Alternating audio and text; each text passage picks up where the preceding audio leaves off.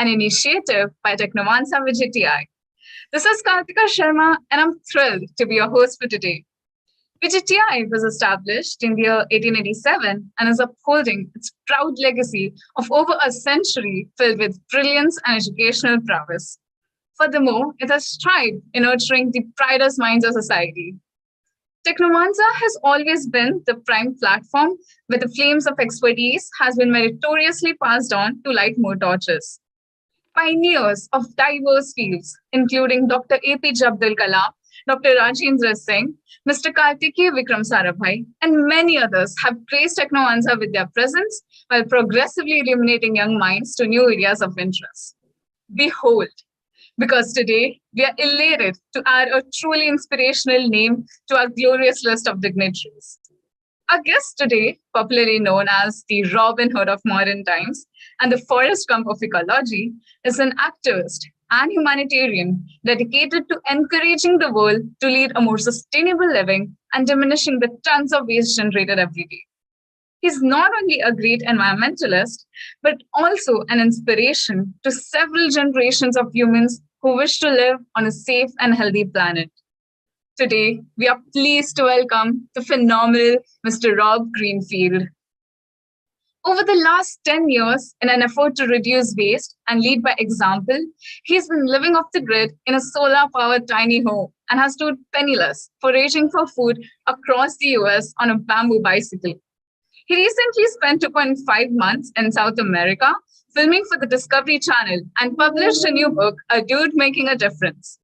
So he is the creator of the Food Waste Fiasco, a campaign that strives to end food waste and hunger in the US. He's been featured on thousands of media outlets for his exceptional initiatives, including the National Geographic, BBC, Discovery Channel, and many more. He's the man who brings out what we learn in our environmental science textbooks to application in real life. He adopts peculiar, innovative, and surprisingly feasible means of lifestyle in order to make this world a better and more eco-friendly place. So, this small introduction wouldn't do enough justice to you. You have blended the eloquent qualities of hard work and persistence with absolute sublimity, which can never be unseen. We are truly honored by your presence today. We will also have a Q&A session after the lecture, so please leave your questions in the live chat below. So without any further ado, let's be a part of the conversation regarding our part to be a change and self-reflect under the guidance of clearly the best. So passing it on to you now. All right, well, thanks so much, Kartika, for the introduction, and thanks for, putting this whole thing on. It's really nice to be here with you. Really, really glad to have you here as well. All right. Well, so I'm going to introduce myself to all of you, introduce my work to you, and I'm really excited to have an opportunity also to take questions at the end. That's what I'm most excited for. That way I can really, hear from you and share what you're most passionate about learning about right now.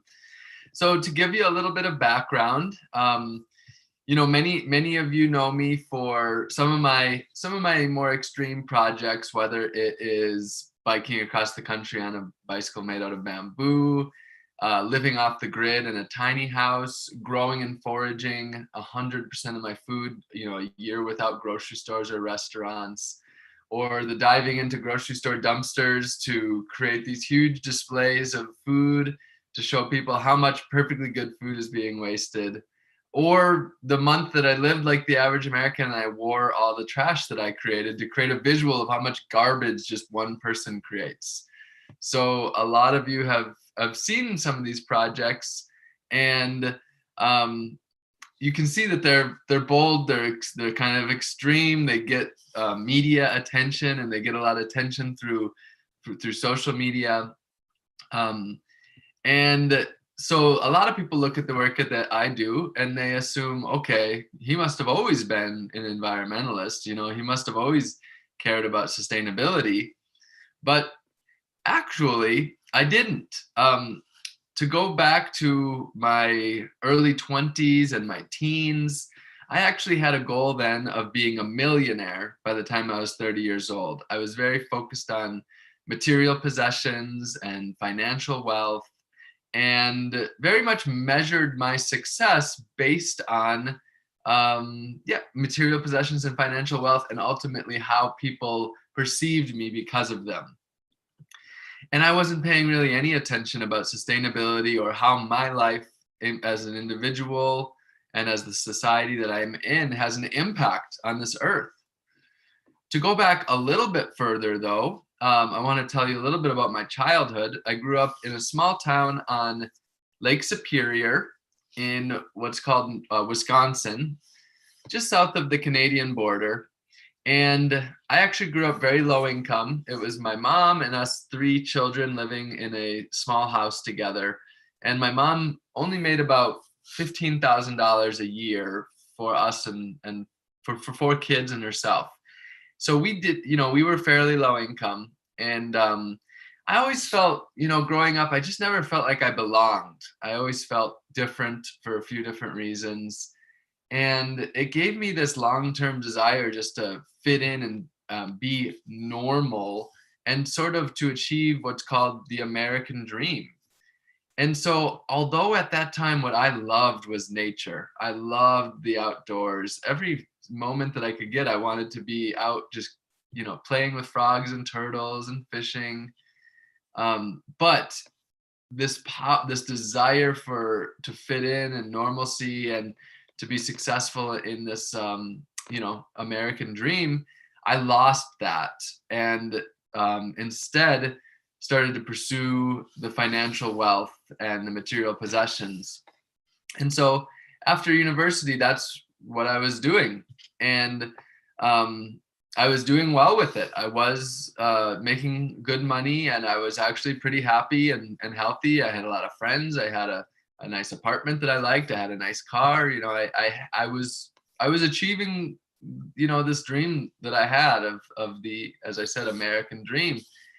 And then something happened, and I realized I had to totally transform my life. And it wasn't some big moment of enlightenment. It wasn't some sort of like aha moment. It was actually just that I simply started to watch a lot of documentaries and read a lot of books. And I realized that almost every single thing that I was doing was causing destruction to the world. The food that I was eating, the car that I was driving, the gas that I was pumping into the car, the cheap junk I was buying at the big box stores, the trash that I was creating, the places where I had my money invested, the bank that I had my money in, even the water that I was drinking in San Diego was being pumped across the desert, where half of it was being evaporated into the air and into the ground. And so even the water that I was drinking was causing damage to Earth, to our fellow plant and animal relatives, and to our humanity as a whole.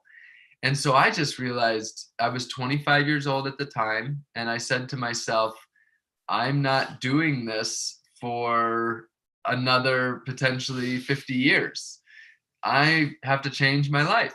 And I realized I was a hypocrite, because I believed in being good to others and to our earth. But I realized that although I believed in it, I wasn't living it. So how do you go about changing your life when almost everything that you're doing is causing destruction, to trying to live in a way that actually regenerates our earth and actually is beneficial to our fellow humanity and fellow plant and animal relatives? That's quite the different way of life. So what I decided to do was to start where I was, to take it one step at a time. I knew that if I wanted to transform my life, I had to act. I had to make changes. And I knew I couldn't make them all that day. I was still very tied into the financial system. And I knew that I had to basically unravel the web of consumerism that I had wove myself into. So I started one bit at a time. I made a long list of changes that I wanted to make, and I printed them out and I hung it up in my kitchen, where I'd see it every day and I'd be able to keep myself accountable. And I made a goal of simply making one positive change every week. So I started out with simple things like using reusable bags instead of disposable ones, or trying to buy local food, going to the farmer's market rather than going to the big box stores, looking what was in my garbage can and figuring out ways to have reusable alternatives rather than disposable. I started to ride my bike more and drive my car less. I started to support businesses that were, practicing higher level of ethics with my money rather than businesses that were treating people and plant and animal relatives really horribly. I started to look at the things I was putting on my body and stop using chemicals on my body, and instead more natural forms of hygiene. And all the chemicals I was using in my house, in my kitchen, in my bathroom, and I stopped using all these chemicals and found natural alternatives instead. And so I was making dozens of changes. My goal was to make one positive change per week. And over a period of about 2 years, making one positive change per week, that is over 100 positive changes. And if you just imagine tomorrow waking up and having 100 different things about your life. That'd be pretty radical if you woke up tomorrow and 100 different things you were doing, you started to do very differently in a way that was actually better for the earth, better for humanity, and better for our plant and animal relatives. That would be shocking. But by doing just one a week for a couple of years, it wasn't shocking. It was a rapid, but at the same time, gradual transformation of my life. And so after 2 years or so, I started to feel like I was becoming the change I wish to see in the world. I certainly was still a hypocrite to a degree, but maybe not a level 10 hypocrite anymore, maybe now like a level 5. I found that to live in this society in purity is, nearly impossible, but to do a substantially better job is very achievable. And so at that point, I decided that I wanted to share this way of life with others. I wanted to show people that another way is possible. Because most people, when they turn on the media, they turn on the mainstream movies and TV shows, in school, we're kind of taught this sort of one way of life. And I wanted to show people, hey, there's a whole nother way of life that is more harmonious with this earth. So I set out to do environmental activism campaigns and adventures that would, bring people along on this journey with me. And my first adventure was a bike ride across the United States on a bicycle made out of bamboo, living out sustainability to the extreme. So for the entire trip, the idea was that I set these sort of strict rules to really live sustainably so that I would be practicing what I preached, but also taking people along on this journey so they could learn as well. So, for example, for all of my water, I couldn't use any water from a faucet, from a shower, no using water from on the grid. I had to harvest it from lakes and rivers that I passed by, or the rain, or I could use leaky sources of water. Like if I found a fire hydrant that was leaking, I could put my container under that. And for food, I could only local, organic, unpackaged food. And if I couldn't find that, I could eat food that was going to waste. That's where I learned about dumpster diving and learned how much perfectly good food is going to waste around the world. But I'll come back to that. For electricity, I couldn't use any electricity that I didn't create myself. So no plugging into an outlet, no, using air conditioning or a fan. And even like if I wanted to walk into a store and there were only automatic doors, I would wait till someone else was walking through and then hop in with them so that I didn't use the electricity. So by doing this, I really learned the power of doing something unique that could get people to stop and self-reflect. And all across the country, the media covered the work that I was doing. I hadn't been in the media before that. And when I started this trip, I didn't have a website. I just got into, using social media. for telling stories. So I learned the power of how to, tell these messages of connecting with the earth through my, unique, interesting projects. And so that's, the path that I set out on for the years ahead, which was to find ways that really catch people, because we live in, very interesting times. It's for many of us, it is a very beautiful time to be alive. The freedom that we have and the access that we have to resources is, unlike any other time for humanity on earth that as we know it. At the same time, we live in a time of great wealth disparity, of great inequity, where 1% of the population has so much, while a huge percent of the world's humanity has so little. And so we live in, at the same time, in many ways, beautiful times, and at the same times, very ugly times as well. And so what I'm trying to do, my focus is on people who have privilege and people who have excess resources, and getting them to really stop and question their way of existence, and to say, is this the life that I'm living, the life that I want to be living? Is the way that I'm living in alignment with my belief system? Is the way that I'm living causing an extreme amount of injustice and inequality and destruction to this earth? And so by going to this extreme, the idea is that I can really get into the mainstream media, really catch people's attention, and get them to stop and self-reflect.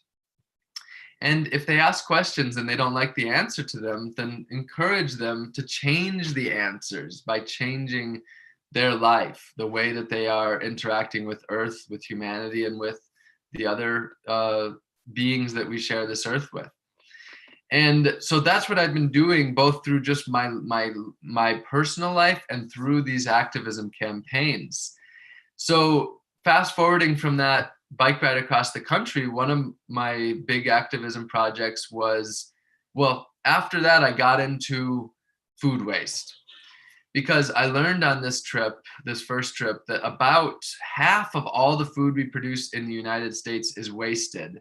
And about 1/3 of all the food that we waste globally is wasted. No matter the nation across the world, we waste a lot of food. So the fact that there's 1 billion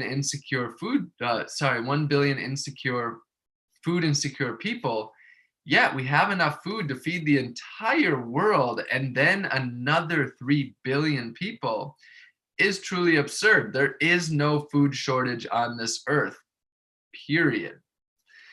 So I wanted to be able to show this to people. So what I did is I started to go to the grocery store dumpsters, and I would take the perfectly good food out, and I'd go from dumpster to dumpster, and I would collect it using a truck. Someone, I don't drive, so a volunteer with a car would drive around with me, and we'd load it up, and we would take it to a public park.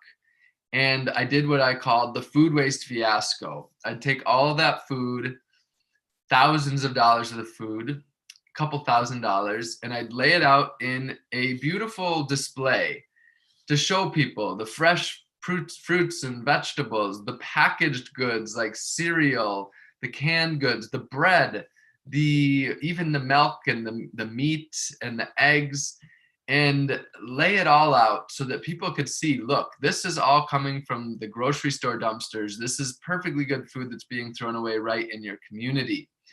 And people were shocked. People were disgusted at seeing this level of waste. And this is just the tip of the food waste iceberg.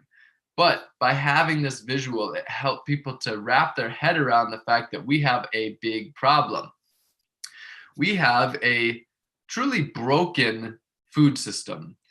It is a food system that, sure, it feeds a lot of people, but at the same time, it is what is tearing apart our humanity, detaching us from our earth, detaching cultures that have existed in harmony with the earth, and instead turning them into consumers that are completely dependent upon a globalized, industrialized food system.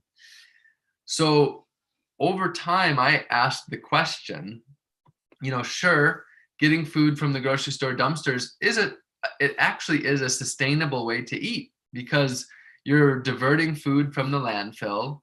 You're not buying any food from this system, and no virgin resources are being used for you, because you're eating what is wasted, but you're still eating from this destructive system.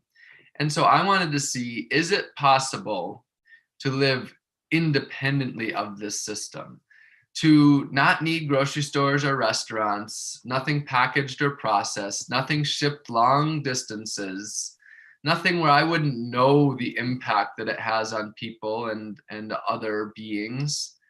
And so I decided to see if I could live for 1 year growing and foraging 100% of my food. So that meant either the food had to come from my own gardens, or that I would go out into nature, whether it was the forests or the prairies or the oceans and rivers and lakes, or the rundown abandoned lots in the cities, and harvest my food.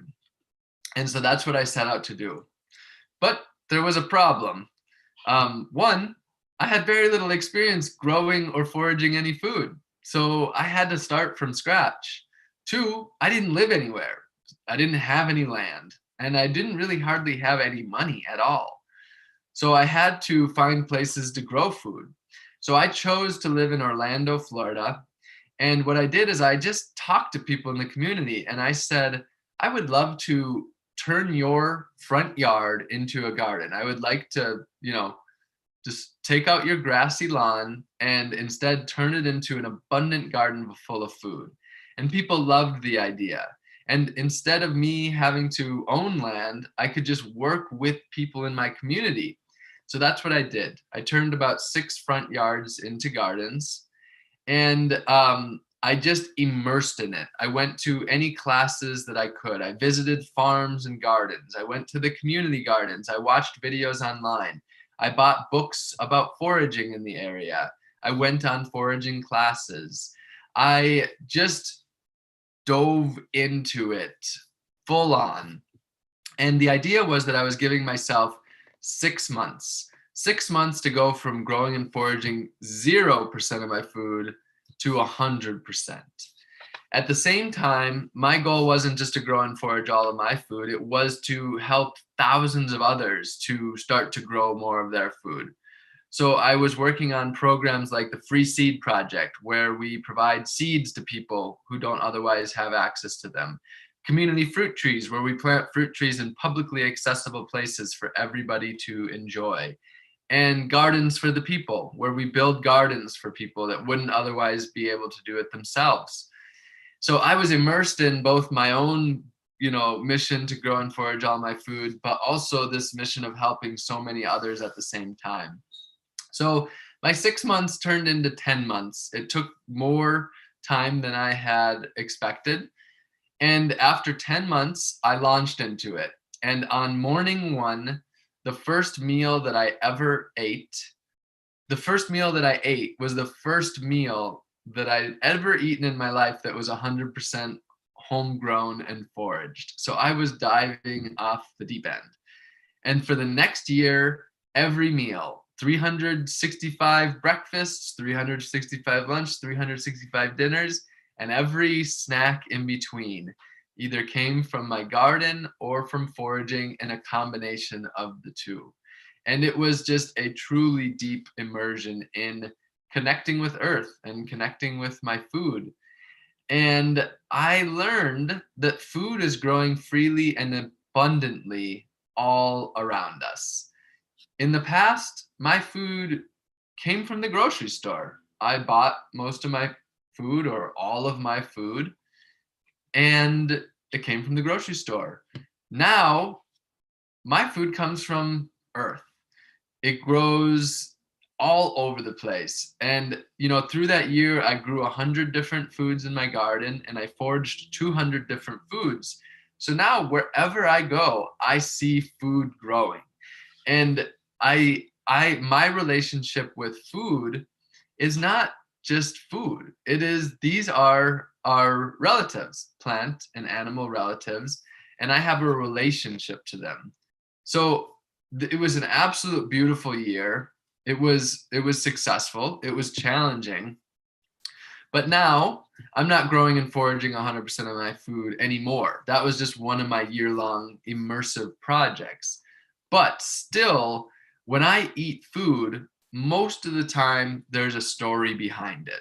So last night, for example, I made tea with friends, and I was able to share that this tea is chaga mushrooms that my friend Luke collected for me. It's reishi mushrooms that I collected here in the Appalachian Mountains of North Carolina.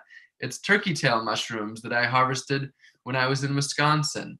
It's ginger and turmeric from my friend's garden in Florida that they gifted to me.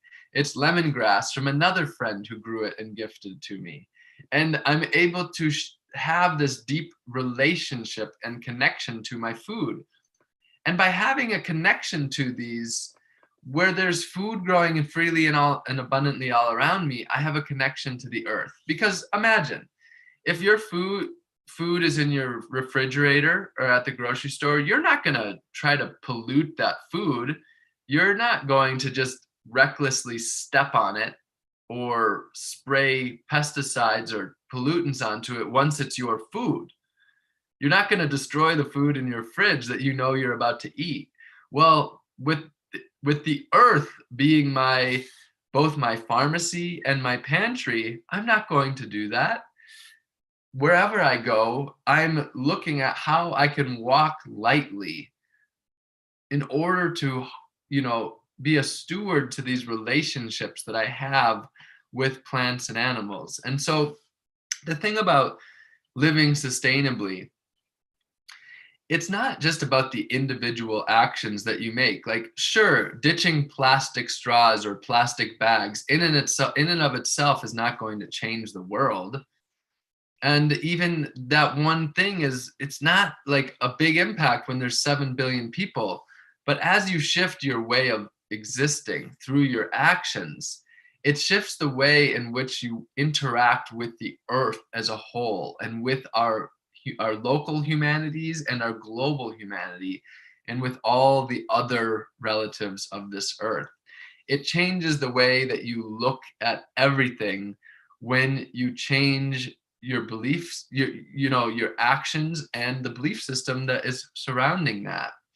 And, for a lot of people, some people would ask, well, what's the point in even trying? Because I'm just one in, say, 7 or 8 billion people, and I can't change this world. And that's true. I don't believe that any of us as individuals can change the world. But I do believe that life matters. I value my life. And I think everyone on here right now values their life as well. Like, we want to be happy. We want to be healthy. We want to feel a sense of purpose and place on this earth. And so does every one of us human beings. And every species, they all have their needs, and they're different from ours, but they all have their needs and their desires on this earth. And sure, again, I can't clean up all the trash in the ocean, and I can't make sure that every human being has enough food, but I can make sure that my neighbor has enough healthy food by growing a garden and sharing the food with them. And I can make sure that the little section of this earth that I'm a part of, that I clean up the trash there and work together with my community to have a cleaner place for myself to enjoy, and for others, all humans and non-humans. So I can't change the world, but through my actions, I can improve life for others. And that's meaningful, because life is meaningful and beautiful, and life matters. So, for people out there that, kind of say, what's the point in trying? For me, that's the point in trying. And the other thing is that none of us were born with the weight of the world on our shoulders. It's easy today to feel that way, like the burden of the world's problems. But the fact is that none of us are responsible for all of the world's problems, but we can be responsible for ourselves. We can live an examined life. We can live with dignity. And that's powerful. And that's the other part about this, is that when you stand in your power, when you take the power back and you say to these corporations, I don't need you for all of these consumer goods you're trying to buy, because I am complete. I am whole. I was born on this earth as a whole being, and I can continue to be a whole being without you. When you can say that, that's standing from a place of empowerment. And when you can stand from that place, you can really stand up against the corruption. You can stand up against the greed. You can stand up against the consumerism, because you can say, I am complete. I am a whole human being. And that is a powerful place to be, and a beautiful place to be on this earth in this time.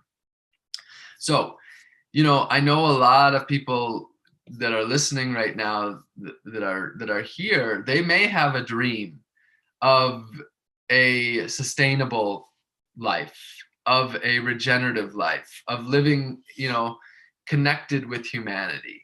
And my advice to you is, don't be overwhelmed by the grandness of it. You have to start where you are. If we rewind 10 years ago, I was an environmental nuisance. I was causing destruction through almost all of my actions. I was incoherent to my existence on this earth. And I've managed to turn that around through hard work. It definitely takes work. It takes practice. To become good at living sustainably takes practice, just as it does to play a sport or a musical instrument or dance or sing or be good at art. It all takes practice. Being good at communicating and being good at existing in a harmonious way will take work and take practice. So my recommendation to you is to put your hands on your chest and to embrace that you are you.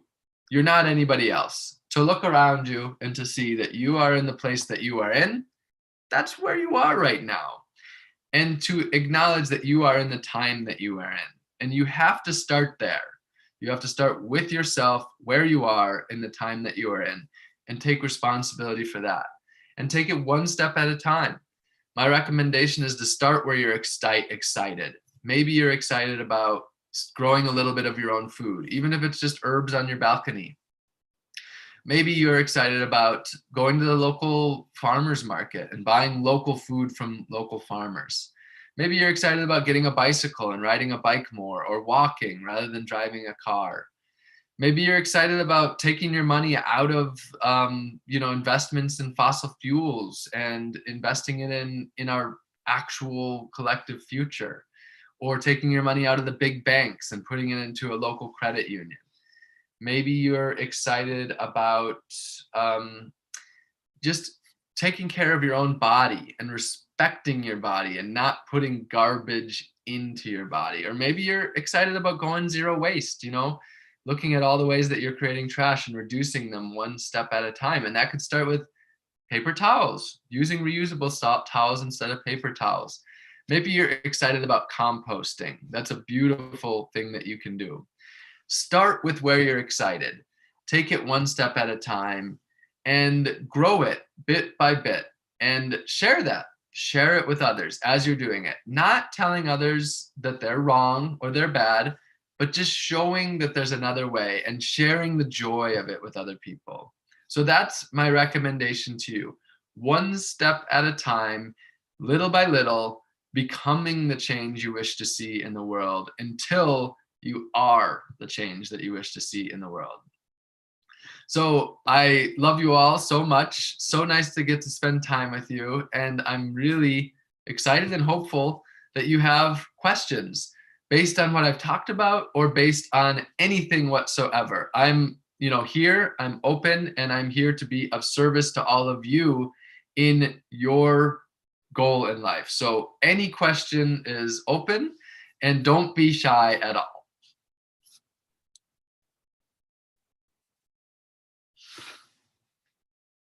Thank you, sir, for such an insightful lecture. I'm sure I'm speaking on behalf of the entire audience watching us right now, that you really inspired us with your groundbreaking thoughts as you were beginning on this journey and presented us with simple yet brilliant implementable ideas while instilling a new perspective in our lives regarding what we can do for tracing our waste generation and using sustainable means to attaining a greener lifestyle.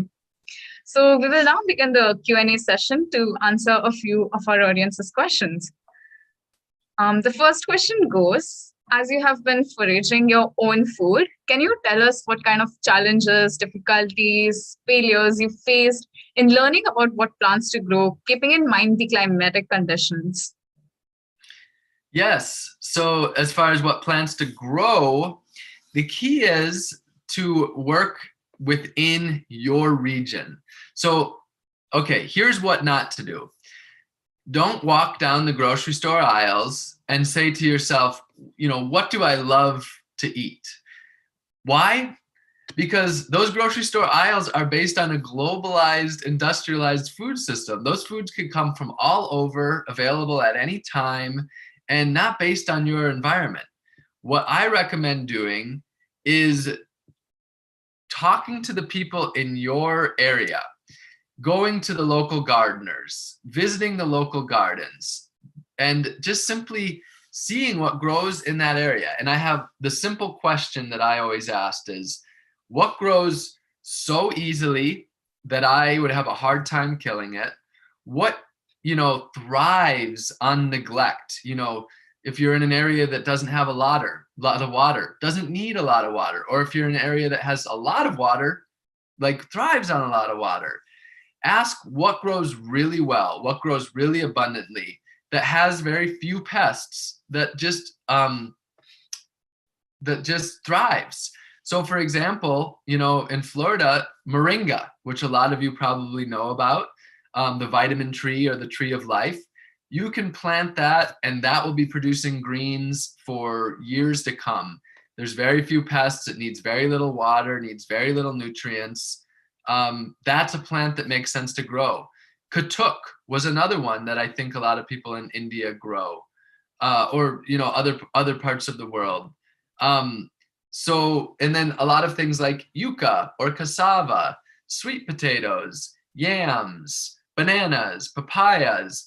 These were all the foods that I found in where I was in Florida that grew really well. And all the foods that I ate in the past that, I learned these don't grow well, I just simply didn't grow them. And instead I found alternatives. And I was amazed at how many different foods I grew that I had not even heard of before. Thank you, sir. That was very insightful and give us a good perspective on the whole decision-making process of it. I've seen YouTube videos and some other news coverages of your project, and I was simply amazed that a man could do all of this in a city. And I guess that was the whole point to be proven. So our next question goes, in 2016, you started the Trash Me campaign with the goal of zero waste activism. Can you tell us a little bit more about this campaign and what impact it had on the society? Sure. Yeah. So for 1 month, I lived like the average American. I shopped like the average American. I consumed. I lived like the average person does here in the United States. But the catch was I could not use a garbage can. Instead, I had a specially designed suit and I had to put all of the trash into my suit. So there were clear pockets on it that would hold all of it so people could see it. The coffee cups, the plastic forks and spoons, the food packaging, whatever trash that I created. And the idea was there is no away. When we think we're throwing our trash away, we're just littering our earth with it. Landfills are also just organized littering. It's not like these spots were designed by the earth to put our trash. No, it's just us digging a big hole in the earth and throwing our garbage into it. So I wanted to show people there is no a way, and help people understand how much garbage just one of us creates. So the average person here in the United States creates about 4.5 pounds or 2 kilos of trash per day. And all over the world, in many places, people create a lot less garbage, but there's all over the world, consumerism has taken foot. And so I created about 3 pounds a day, which is 1.5 kilos. And every day, so I got 3 pounds heavier. And everywhere I went, I had to wear it. That was the rule. And people, the thing about this activism is that I wasn't out there telling anybody what to do. And I wasn't telling anybody that they were wrong. I was simply living, but not throwing the garbage away, wearing it. And so people would come up to me and they'd say, what are you doing? And I'd say, oh, I'm just living like the average person and wearing all my garbage. And they would look at me and they would see that I was just a reflection of them. You could see the light bulb going off in their head, seeing, wow, this is me. And they could do that because they weren't on guard, because I wasn't trying to force my opinion. They were curious, and then I shared with them.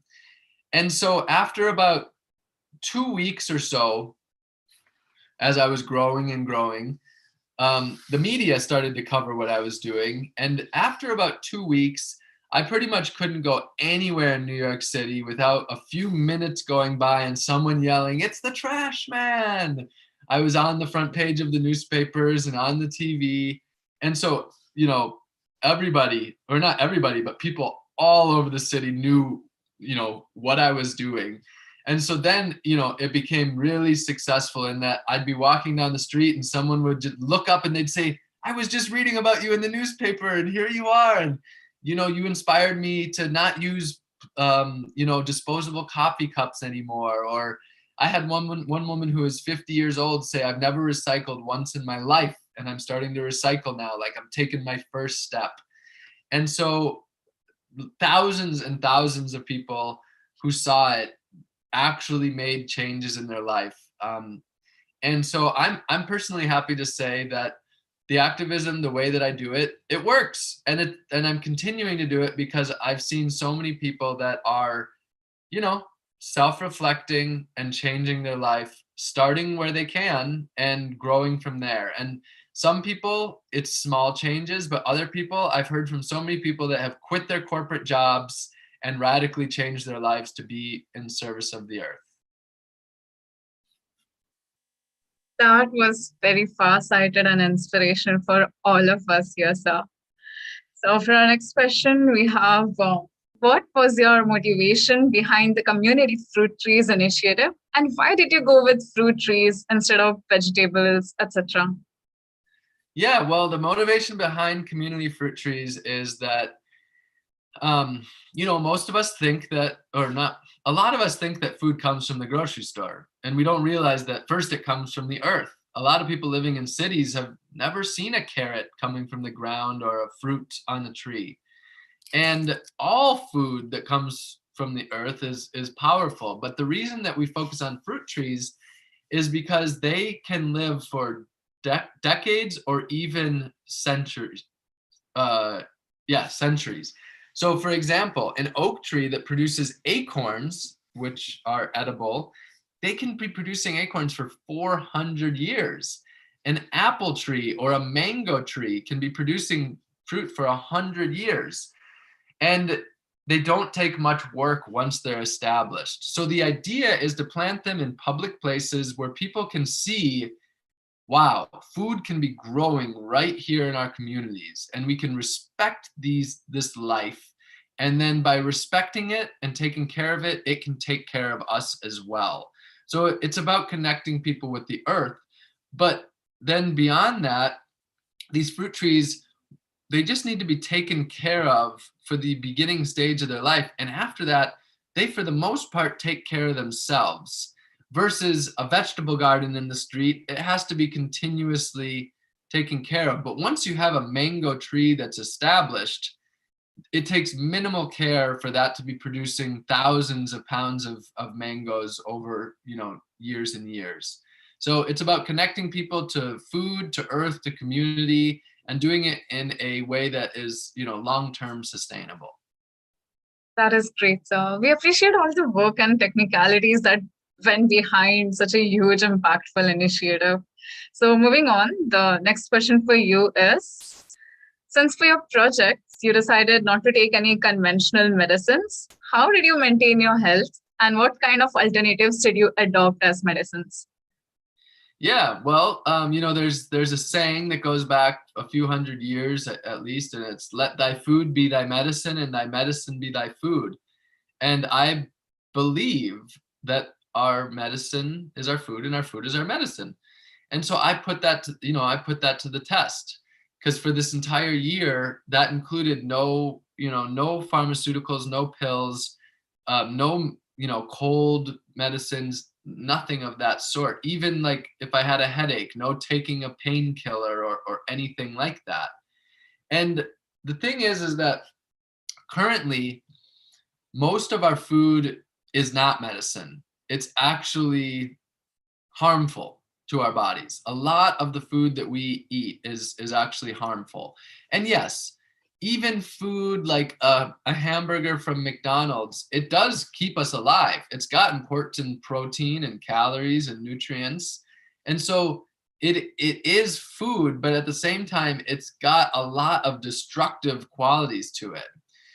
So when we are eating this food that is void of medicine and that is actually harming us, that's when we end up needing to have all of these pharmaceutical medicines, these synthetically created medicines to accompany our synthetically created foods. But when we eat from the earth, we are eating from the design of life, the design that has kept us healthy and existing for thousands of years before we ever created this destructive food and these destructive medicines. So when we embrace the earth as our source of food, it is our source of medicine, because everything that we eat can be healing us and providing us with that health in it. So even a sweet potato is a form of medicine. But beyond that, it's not just our food. For me, swimming in the river is my medicine. Holding a tree in my arms is medicine. Going for a walk is medicine. Breathing fresh air is medicine. Having healthy relationships with one another is a medicine. Everything that we do that keeps us healthy and happy is medicine. So I don't need the pharmaceuticals, because I get my medicine that comes from the earth. And that's what we have been doing for a long time. I haven't come up with this idea. I've just decided that I'm not going to follow the social norms that the majority of humans are, and I'm going to embrace the fact that humans evolved, co-evolved with this earth, with our plant and animal relatives for the thousands of years, and I'm just choosing to embrace these relationships that have already been created and that we've already discovered, and just going back to that. Wow. I believe there was a lot of passionate drive to make this whole 360 lifestyle change that you had. So let's move on to the last question for today. It goes as, your campaigns and activities aim at depicting the fallen state of sustainability in modern times. So how serious do you believe are the citizens of Earth in regarding to the future of our planet? And what small steps can teenagers implement in their lives to do the bit? Also, would you like to tell us about a little bit more about your future projects that you have in mind? Sure. And can you repeat the first question again? It sounded great, but I just missed a few parts of it. Yeah. So your campaigns and activities aim at depicting the fallen state of sustainability in modern times. So how serious do you believe are the citizens of Earth in regards to the future of our planet? Okay. Well, here's the beautiful thing about the time that we live in, is that millions of people are waking up. Millions of people have woken up, and millions of more people are waking up to the seriousness of the times that we are in. So it's actually a beautiful time to be someone who's standing up for the earth, because we have community. We can do this together. And it can be exciting and fun to reclaim our lives and to reclaim our communities. And there's so much going on out there, so many initiatives to get involved with. So this does not have to be a lonely journey. So if you feel like you're the only one, you just have to look more. There are many people out there, and many of us, we might be quiet about it because we're trying to fit into the social norms around us. So seek it out. Seek out, whether it's like groups on social media or meetups or, going to the local health food store or finding the local farms or gardens. You have to seek it out. Now, at the same time as we have this beautiful movement, there's still an incredible number of people moving down the path of consumerism, and more people join the path of consumerism every single day. So we do at the same time live in daunting times. And my personal belief is that the path of consumerism right now is the path with more people and more power behind it. That's where the corporations are and where so much of the power is. So our work is absolutely cut out for us. But that again comes back to none of us can control this earth. None of us can control this whole society. But we can live dignified lives. We can live with, deep purpose and passion, and we can absolutely do our parts, whether that's just taking care of our own children and family, or it's taking care of our extended children and family and our communities, or it's working globally. We all have our own place. For some of us, that could be being a teacher at a school or running a daycare. It could be that we are a politician or a lawyer or a doctor and, integrating better practices into that. It could be practicing, Ayurvedic medicine or traditional Chinese medicine. It could be becoming a healer. It could be just simply going down the street and picking up trash and inviting other people to join you. So we all have our ways in which that we can be a positive impact on this earth. And we just have to embrace that and start with that. As far as what is to come for me in the future, I'm going to continue doing what I'm doing in different ways. But one thing that I'm starting eventually is I'll be starting a place where people can come and learn to connect with the earth, a green living center of sorts where people can come from all over the world to come to learn to live with the earth, all of these skills. And I hope to start that potentially in the next few years and hope to welcome many of you to it in time and to share a hug in person. So it was, absolutely wonderful being here with you today. I definitely look forward to it again. And I love you all very much. This has been an amazing session, and we are very much looking forward to more of your brilliant ideas. We will definitely be following closely your updates on YouTube as well. And we were able to learn a lot about what we tend to ignore about our generation of waste and our eco-hazardous way of living. We are simply elated that you could join us today. Also, thank you to our wonderful audience for tuning in. We hope you enjoyed this session.